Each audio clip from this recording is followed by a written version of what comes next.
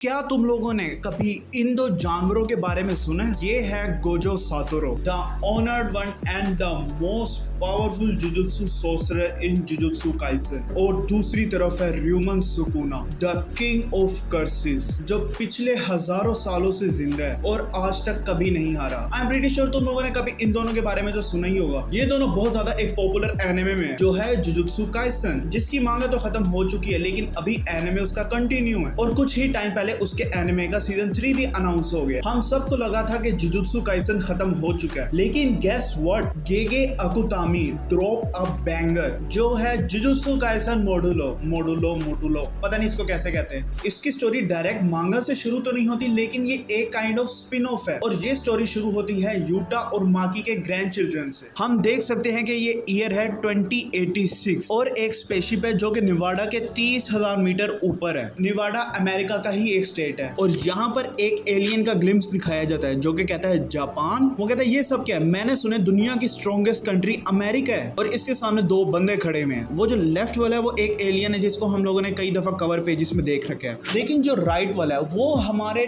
Tengen से थोड़ा सा रिजेंबल करता है, जिसपे एलियन जवाब देता है कि आपने बिल्कुल सही कहा, लेकिन अमेरिका हाईएस्ट अथॉरिटी है, जितने भी डिप्लोमेटिक मिशन है वो सारे जापान ही हैंडल करता है। जिसपे ये एलियन का लीडर पूछता है अच्छा तो ऐसा है क्या, तुम्हें कुछ मालूम चला? जापान के लोगों के पास जो पावर है वो हमारे से मिलती जुलती है और प्लेनेट अर्थ में उनको जुजुत्सु सोर्सरर कहा जाता है। और ये कहकर हम लोगों को अपने प्रोटैगनिस्ट का पैनल दिखाया जाता है जो कि यूटा और माकी के ग्रैंड चिल्ड्रन है, और इस लड़की का नाम है यूका, और ये तब का पैनल है जब ये 6 साल की थी और ये अपने ग्रैंडपा के साथ घूम रही होती है। मोस्ट प्रोबेबली यही यूटा है और यहाँ पे यूटा यूका को अपनी रिंग देता है। ये कौन सी रिंग है? वो यार नो रीका की रिंग, जो कि रीका ने यूटा को दी थी और वो अब अपनी ग्रैंड डॉटर यूका को दे रहा है। और यूका यहाँ पे कहती है कि वाकई में आप ये रिंग मुझे दे रहे हो, लेकिन ये तो आपका ट्रेजर है ना? वो कहता है हाँ, लेकिन मुझे तुम्हारी फिक्र है क्योंकि तुम थोड़ी सी लापरवाह हो। यूटा इसको रिंग देता है और कहता है ये रिंग तब तक तुम्हारा ध्यान रखेगी जब तक तुम फुल फ्लेज सोर्सरर नहीं बन जाती, तो उसके लिए मेहनत करना। और यहाँ यूका बहुत खुश होती है और कहती है हाँ मैं बहुत ज्यादा मेहनत करूंगी। और यहाँ पर हमें यूटा का एक ग्लिम्स दिखाया जाता है और यहाँ पर हम लोग आते हैं एक फ्यूनरल पे जो कि यूटा का है, और अब यूका की उम्र 10 साल हो चुकी है। यूका यहाँ कहती है जब से ग्रैंडमा माँ की गुजरी है तब से वो दिन ब दिन कमजोर ही होते गए हैं। यूटा की बात कर रहे हैं। हम एक्सपेक्ट नहीं कर रहे थे कि ग्रैंडमा माँ की आपसे पहले चली जाएगी।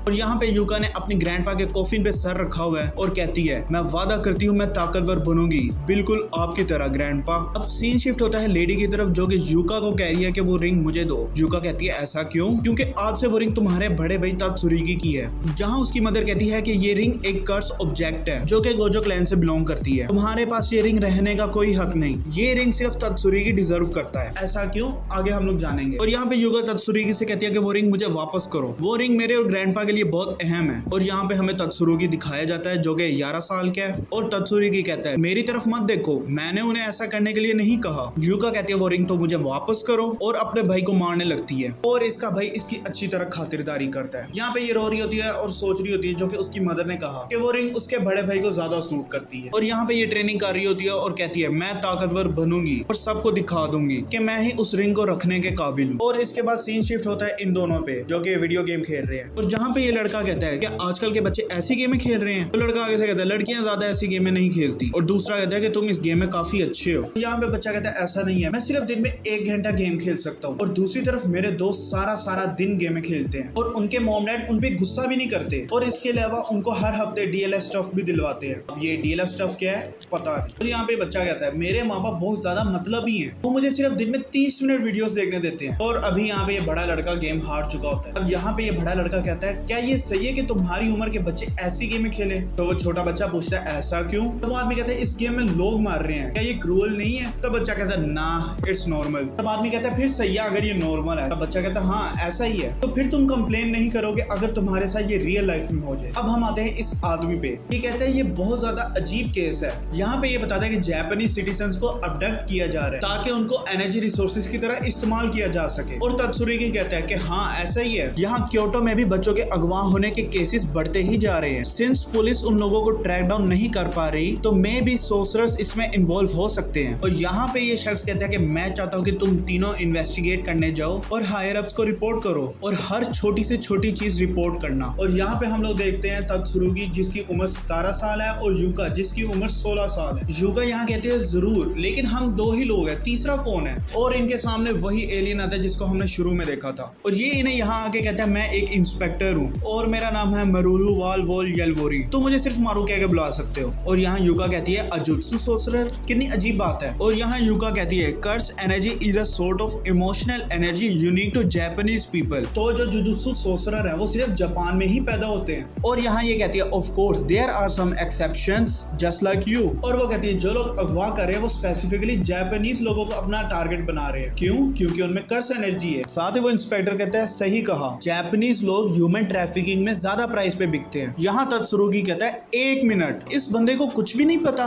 मैं इस शख्स के साथ मिशन में बहुत एंशियस फील करूंगा। जिसका जवाब यूका देती है ये सिर्फ एक छोटी सी इन्वेस्टिगेशन है, ऐसा नहीं कि हम किसी कर्स यूजर्स के अगेंस्ट जा रहे हो। और यहाँ मारू कहते हैं कर्स यूजर लैब भाई इसको इतना भी नहीं पता। और यहाँ पे अपना लड़का बहुत ज्यादा अनॉय हो चुका हो, ना लड़का ही नहीं बल्कि उसकी बहन भी गुस्सा हो चुकी है और ये आपस में लड़ना शुरू कर देते हैं और मारू उससे किसी चीज के बारे में नहीं पता। और यहाँ मारू इनको थोड़ा अनॉय कर रहा होता है जिसकी वजह से ये दोनों बहन भाई उस पर चढ़ जाते हैं। तब सुरुगी कहता है कर्स यूजर बुरे सोर्सरर्स होते हैं। और यहाँ युगा कहती है अगर तू चुप नहीं हो तो हम तुझे पीछे छोड़ देंगे। और भाई मारू की शक्ल देखो तो। और यहाँ इनका मैनेजर कहता है कि मारू एक ऑफिशियल विजिटर है जो कि सिर्फ जुजुत्सु सोर्सरर्स के बारे में जानना चाहता है। जहाँ पे अपना लड़का पूछता है ओए तू किस कंट्री से आया है? और युका कहती है कि ओह हाँ आपने हमें बताया था जब से सिक्योरिटी ट्रीटी साइन हुई है तब से यहाँ पे कोई ना कोई रूटीन इंस्पेक्शन के लिए आता है। और यहाँ मारू कहता है मैं देखना चाहता हूँ कि तुम लोग किस चीज से बने हो और मैं ये देखने आया हूँ कि ये अर्थ के कीड़े मकोड़े हमारी पावर कैसे शेयर कर सकते हैं और क्या ये हम सिमोरियन के साथ को एग्जिस्ट कर सकते हैं। और इसके बाद सीन शिफ्ट होता है इन तीनों पे और यहाँ पे मारू कहता है ओ भाई जो मर्जी हो जाए मेरे ऊपर ना रहना, मुझे हायर अप की तरफ से ऑर्डर आया कि कुछ भी हो जाए उनके काम में इंटरफेयर मत करना। और ये क्या है कि ये दोनों बहन भाई मारू को पीछे छोड़ के भाग ही जाते हैं और अब मारू नदी के किनारे बैठ के रो ही रहा होता है। और तभी इसके पीछे कोई आता है जो कहती है रोना बंद करो, मैं सिर्फ इसीलिए आई हूँ कि तुम ये ना सोचो कि हम लोग बुरे लोग हैं। और यहाँ मारू कहते हैं इसको ऐसा नहीं लगता कि जो इसने किया वो गलत है। और यूका मारू को अपने साथ ले जाती है और खाना खिलाती है जिसे ये खा के पागल हो जाता है। पागल इन सेंस बहुत ज्यादा खुश होता है। और यहाँ पे मारू और यूका बैठे होते हैं और मारू इन्हें कहता है कि मुझे लगता है कि तुम दोनों बहन भाई हो। और यूका कहती है कि हाँ ऐसा ही है लेकिन मुझे वो पसंद नहीं है। और मारू पूछता है ऐसा क्यों? और यूका कहती है उसने मेरे से मेरी मोस्ट वैल्यूएबल चीज ले ली है। तो मारू कहता है क्या उसने चुराई है? यूका कहती है ऐसा नहीं है। और वो इसे रिंग के बारे में बताती है कि ये एक कर्स ऑब्जेक्ट है, ग्रैंडपा ने मुझे दी थी और इसको सबसे ज्यादा स्ट्रॉन्गेस्ट सोर्सर के पास ही होना चाहिए। वो रिंग पहले मेरी थी लेकिन अब वो मेरे भाई को दे दी गई है। तो मारू पूछता है क्या तुम्हारा भाई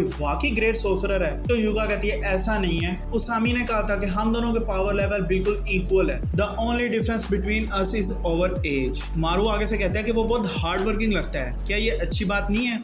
यूका आगे से कहती है ऐसा नहीं है, वो सिर्फ शो ऑफ करने के लिए हार्ड वर्क करता है, वो सिर्फ दूसरों को दिखाने के लिए हार्ड वर्क करता है कि देखो मैं बहुत ज्यादा ट्रेनिंग कर रहा हूँ, जबकि ऐसा नहीं है। वो सिर्फ एक अटेंशन सीकर है जो कि कहता है सिर्फ मुझे देखो मैं कितना ताकतवर हूँ, मैं कितनी मेहनत कर रहा हूँ। वो सिर्फ ऐसा कर रहा है ताकि वो रिंग उसे मुझे ना देनी पड़े और इसके अलावा उसके ग्रैंडपा के साथ कोई मेमोरी भी नहीं है। और यहाँ पे मारू कहता है तो तुम ऐसा क्यों नहीं करते कि मिशन अकेले ही कर लो और सबको साबित कर दो कि तुम उससे कितनी बेहतर हो। सिंस मैं एक इंस्पेक्टर हूँ, अगर हम दोनों मिलकर इस मिशन को सोल्व कर लें तो मैं कहूंगा कि ये मिशन तुमने खुद से की है। लेकिन यूका यहाँ कहती है अकेले काम करना यहाँ पे सख्ती से मना है, लेकिन मैंने ऐसा नहीं कहा कि हम लोग ये कर नहीं सकते, लेकिन तुम मेरी इस मिशन में मदद नहीं कर सकते। मारू इसका जवाब देता है और कहता है किसी को पता नहीं चलेगा as long as I don't use curse energy.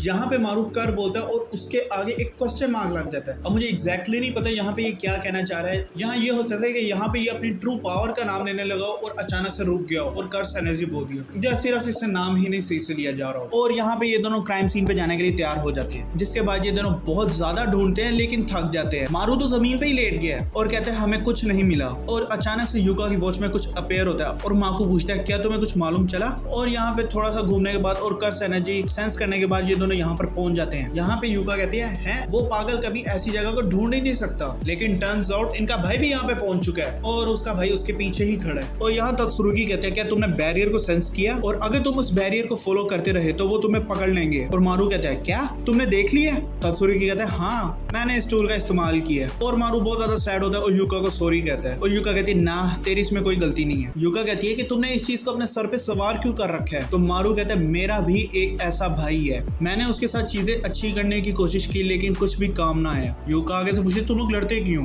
मारू आगे से कहता है कि लड़ने की कोई वजह नहीं है, बस मेरा भाई कहता है कि मैं बहुत आलसी हूँ और उसे गुस्सा दिला देता हूँ। मारू कहता है मुझे डर महसूस होता है कि हम दोनों एक दूसरे को नहीं समझते और मैं नहीं चाहता कि तुम लोग भी उस पेन को सफर करो जस्ट लाइक मी। मैं चाहता हूँ कि तुम्हारा रिंग वगैरह का जो भी मसला है इसको आपस में सुलझाओ। तो यूका आगे से कहते हैं इस चीज को अपने सर पे सवार मत करो क्योंकि तुम सिर्फ अपने भाई के साथ नहीं रहते, ऐसा नहीं कि सिबलिंग्स के दरमियान ऐसा होता ही नहीं है। मारू आगे से शौक होता है और कहता है कि इसमें कोई इमोशन नहीं है। और यूका आगे से कहती है मुझे अपने भाई की कोई परवाह नहीं है as long as I get that ring. तो ये फाइनली उस जगह पे पहुंच जाते हैं जहाँ पे सबसे ज्यादा जापानीज लोग अबडक्ट हो रहे हैं। और यहाँ तो त्सुरुगी कहते हैं कि मैंने अपनी रिपोर्ट मुकम्मल कर ली है, अब जल्दी से इस चीज को वाइंड अप करना चाहिए। और तभी हम देखते हैं कि इस बैरियर को एक बच्चा क्रॉस करके उस गली के अंदर जाता है। इस बच्चे के पीछे ये दोनों बहन भाई भी भागते हैं लेकिन उस गली से एक बहुत बड़ा हाथ निकलता है और इस बच्चे को लेके गायब हो जाता है। और यहाँ पे ये लोग शॉक हो जाते हैं कि वो अचानक से गायब हो गया। यहाँ पे त्सुरुगी कहता है कि मैं उस बच्चे के पीछे जा रहा हूँ, तुम लोग वापस जाओ और उसामी को रिपोर्ट करो। यूका कहती है मैं तुम्हारे साथ चलूंगी लेकिन त्सुरुगी उसे मना कर देता है और वो कहता है मैं प्रूव करूंगा कि मैं तुमसे ज्यादा स्ट्रॉन्ग हूँ। ये सुन के इसकी बहन बहुत ज्यादा गुस्सा होती है और कहती है मैं तुम्हारे साथ आ रही हूँ। और अचानक से वही हाथ दोबारा निकलता है और इस दफा त्सुरुगी अकेले को लेके वो हाथ गायब हो जाता है और यहाँ पे सिर्फ त्सुरुगी की कटाना बची है। और यह मारू सोचता है एक मिनट, वो चीज सिर्फ त्सुरुगी को लेके गई है। का जवाब यूका कहती है कि कटाना एक कर्स ऑब्जेक्ट है और ये बैरियर हर उस चीज को रिपेल कर रही है जिसमें कर्स एनर्जी है। तो मारू कहता है त्सुरुगी भी तो एक जुजुत्सु सोर्सरर है ना,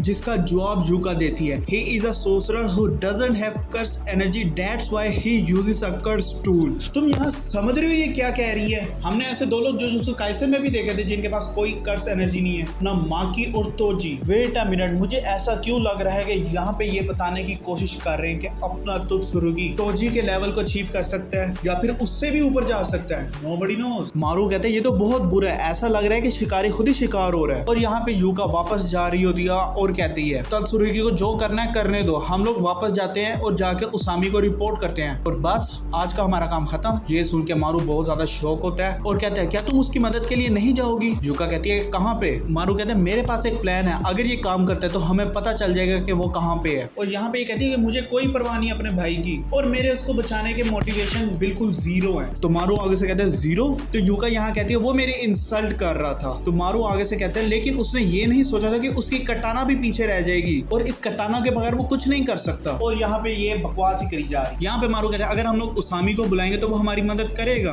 और यूका कहती है कि वो अभी टोक्यो में, हमें उसके पास खुद से जाना चाहिए। और मारू इसी पे गुस्सा होना शुरू करता है। वो कहता है वो तेरा भाई है, अगर त्सुरुगी मर गया तो तुम अपनी सारी जिंदगी पछताओगी, हम ऐसा नहीं होने दे सकते। हो सकता है कि त्सुरुगी का दिल तुम्हारे लिए कभी बदल जाए लेकिन अगर वो आज मर जाता है ऐसा कभी हो ही नहीं पाएगा। वो तुम्हारा एक लौता भाई है जिसपे तुम यकीन कर सकती हो। कुछ भी हो जाए, जितना मर्जी तुम दोनों आपस में लड़ लो, जितनी मर्जी वो तुम्हारी इंसल्ट कर ले, लेकिन अपने भाई के बारे में ऐसी बकवास बातें मत करो। यूका भी गुस्सा होती है और वो कहती है तुम्हें पता ही क्या है, तुम सिर्फ अभी आए हो और तुम अपने असूलों को मेरे ऊपर थोप रहे हो। मारू आगे से कहता है असूल रखने में क्या है, अगर कोई शख्स मेरे असूलों पे नहीं चलता तो इससे मुझे दर्द होगी, उसको नहीं। तो वो कहता है अगर तुम्हें अपने असूल छोड़ना ही है तो दर्द और अजियत सहने के बाद छोड़ना। मैंने अपने भाई के ऊपर गिव अप नहीं किया and don't you dare give up on your either. और यहाँ पे यूका को रियलाइज होता है और वो कहती है मैं सिर्फ वहां जाऊंगी और उसे बचाऊंगी नहीं बल्कि उसके मुंह पे मुक्का भी मारूंगी। बल्कि बेसिकली ये दोनों रेडी हो जाते हैं अपने भाई को बचाने के लिए। और अब यहाँ इन दोनों पे आते हैं और यही वो बंदे जो कि जापानीज लोगों को अबडक्ट कर रहे हैं।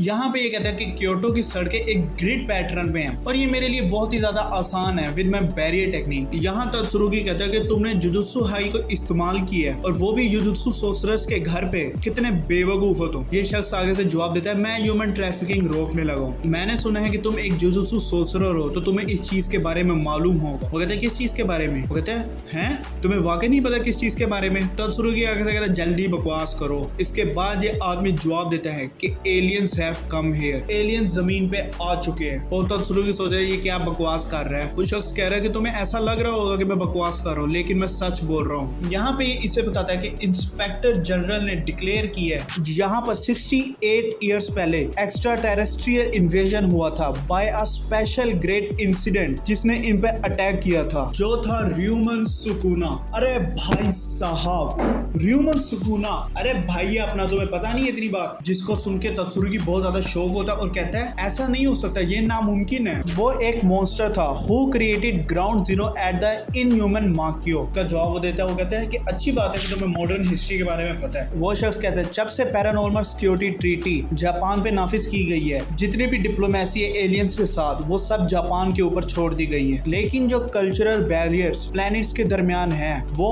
अनअवॉइडेबल है और ये सब एक बड़ी तबाही की तरफ जाएगी। मुझे यकीन है कि एलियंस हमारे साथ जंग करने की कोशिश करेंगे और हम पर कब्जा कर लेंगे, और ये जो डिप्लोमेटिक मिशन है ये जापान के असल रंग को एक्सपोज कर देगी। जिसके बाद तत्सुरुगी कहता है इसका क्या मतलब, जिसके बाद ये शख्स कहता है तुम कलिंग गेम से बहुत ज्यादा फेमिलियर हो, जो कि आज से 68 ईयर्स पहले हुई थी, जहां पे वो ट्रीटी भी साइन की गई थी। सातोरू गोजो और यूजी इतादोरी ने मिलकर उसको रोका था। आज के दौर में कौन है जापान में उनकी तरह एक्स्ट्रा ऑर्डिनरी। एलियंस को मालूम चलेगा कि जुजुत्सु सोर्सरर कितने वीक हैं, तो ये जो शेडी बिजनेस है एनर्जी का ये सब खत्म हो जाएगा। The value of Japanese citizen will be plummet, मतलब जापानीज लोगों की वैल्यूज वगैरह गिर जाएंगी। सो मेरा सिर्फ मकसद ये है कि मैं पैसे बनाऊं और यहाँ से निकलूं, और मेरा ये प्लान है कि मैं एक आखिरी सेल निकाल कर प्रॉफिट बनाऊं तुम्हें बेच के। यहाँ तत्सुरुगी कहते हैं क्या तुम्हें लगता है कि तुम मुझे और बच्चों को बेच सकोगे, जिसका जवाब वो कहता है अरे नहीं यार, मैंने बच्चों को पहले ही पैक कर लिया है और तुम इसके पीछे देख सकते हो कि इसने कैसे बच्चों को पैक किया हुआ है। और ये तत्सुरुगी कहता है कि तुम्हारी कर्स एनर्जी बहुत ज्यादा वीक है, लेकिन तुम एक जुजुत्सु सोर्सरर हो तो मैं तुम्हें ऑक्शन पे रखूंगा। कहते हैं मैं बच्चों से पक चुका हूँ, ये बहुत ज्यादा गंदे होते हैं, बहुत ज्यादा अनइमेजिनेटिव होते हैं और बहुत ज्यादा परेशान करते हैं। और यहाँ तत्सुरुगी इसकी बेइज्जती करता है और कहता है शायद ऐसा इसलिए कि तुम उनके लेवल के बिल्कुल नहीं हो, तुम एक घटिया जवान हो जो कि अपने लिए एक रियल जॉब नहीं ढूंढ सकता। एटलीस्ट ये बच्चे प्यारे हैं। और ये सुनते ही ये इसके मुंह पे लात दे मारता है और कहता है मैं इनसे जितना बात करूं मुझे इनसे उतनी ही नफरत होना शुरू हो जाती है। और यहाँ पे ये इस पे लातों की बारिश कर देता है और उसे कहता है स्टॉप एक्टिंग टफ, तुम ओल्ड सिटी डिस्ट्रिक्ट में थे जिसको लैक ऑफ फंड्स की वजह से सड़ने के लिए छोड़ दिया गया। और यहाँ पे ये इसको कुत्तों की तरह बजाना शुरू कर देता है और कहता है भैया मचा जितना शोर तू मचा सकता है, क्योंकि यहाँ पे तुझे कोई सुनने वाला नहीं। और अचानक से एक दरवाजा इसके मुंह पे आके बजता है और कौन आया है, मारू और यूका। अब हमें बताया जाता है ये यहाँ पे आए कैसे हैं। मारू इसे कहते हैं कि तुम दोनों सिबलिंग्स हो, तो मैं अपनी पावर यूज करके पता लगा सकता हूँ कि इस वक्त तत्सुरुगी कहाँ पे है। एंड गेस व्हाट, ये लोग यहाँ पे पहुंच जाते हैं और यहाँ पे यूका इस शख्स को कहती है कि मुझे बच्चे और तत्सुरुगी वापस करो। तो ये उस शख्स से लड़ने के बजाय तत्सुरुगी को कहती है चलाओ लड़े।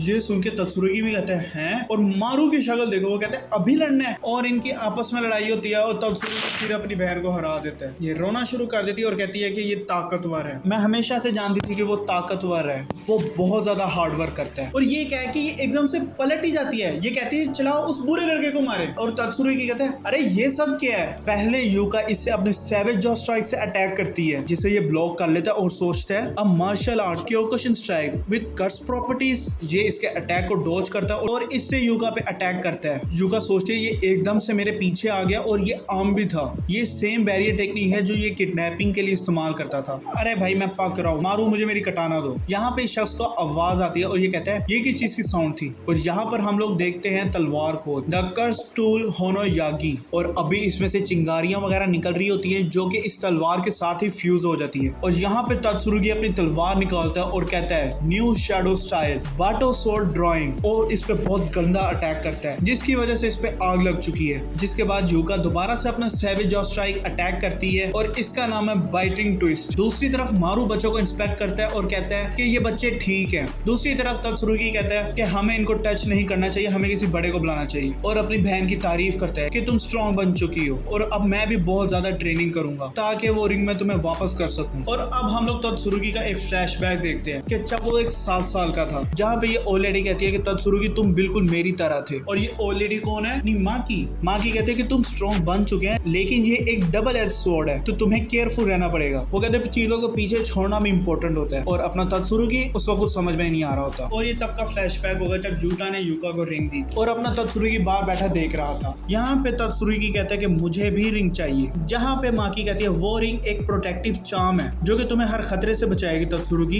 लेकिन तुम्हें उसकी जरूरत नहीं है क्योंकि तुम स्ट्रॉन्ग हो। और अपना लौंडा सुन के ये खुश हो जाता है। और अब हम आते तत्सुरुगी पे जो कि 11 साल का हो चुका है और उसकी मदर इसको ये रिंग दे रही होती है और कहती है कि ये रिंग अब से तुम्हारी हुई। तत्सुरुगी कहता है ऐसा क्यों? उसकी माँ आगे से जवाब देती है क्योंकि तुम्हें इसकी जरूरत है। तो तत्सुरुगी ऐसा कहता है मुझे नहीं लगता कि मुझे इस रिंग की जरूरत है। तो उसकी मॉम आगे से कहती है कि ये गोजो ग्लैन का डिसीजन है। और यहाँ पे अपना लड़का बहुत ज्यादा शौक हो जाता है और सोचता है ग्रैनी ने मुझे ट्रेन किया है, मुझे ऐसे किसी चार्म की जरूरत नहीं, मैं बहुत ज्यादा ताकतवर बनूंगा और सबको दिखा दूंगा।